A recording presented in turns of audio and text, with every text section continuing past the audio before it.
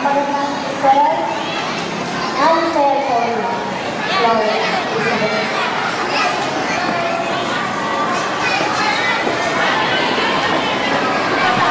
Sa mga napagtagumpayan ng mga anak natin sa buong taon na pag-aaral nila sa daycare center at sa mga parents na gumabay para sa kanilang pag-aaral, sa mga daycare worker na walang sawang tumulong at sumuportang magturo at magbigay ng payo sa mga anak natin.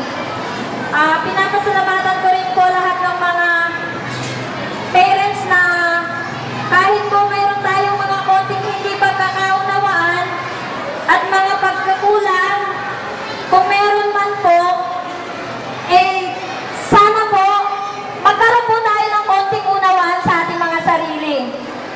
Lahat po ng ginagawa ng ating mga daycare workers sa ating mga anak, dapat po matuto tayong pahalagahan. Dahil po, ang trabaho po ng daycare worker ay hindi lamang po gumabay at magturo sa ating mga anak. Isa rin po sila sa mga nagtuturo ng kagandahang asal sa ating mga anak. Kaya po tayo mga pagulang, dapat sa atin po nagsisimula sa ating tahanan at sa ating mga sarili. Ipakita po natin ang kabutihang asal sa ating mga anak nang sa ganun sa kanilang paglaki ay hindi sila maligaw ng landas.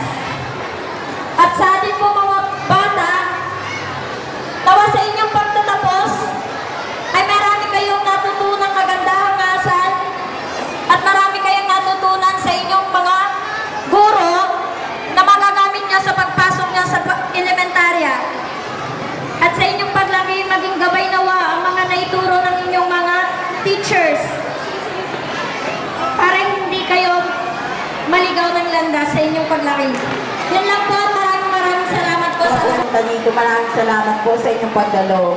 Sa lahat ng magulang ng Malintabog Daycare Center, maraming salamat sa pagkikisa at pagtutulungan natin upang matakbo natin ng maayos ang ating daycare center.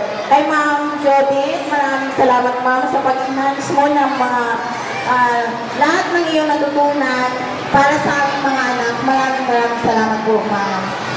Sa aming mga estudyante, sa lahat, sana baunin niyo kung ano yung lahat na tinuro ng ating guro, yung lahat na natutunan natin. So, ito, at nagpapasalamat po kami sa lahat po na naging follower namin sa umagang ito, lalong-lalo na po sa ating follower po ng lungsod.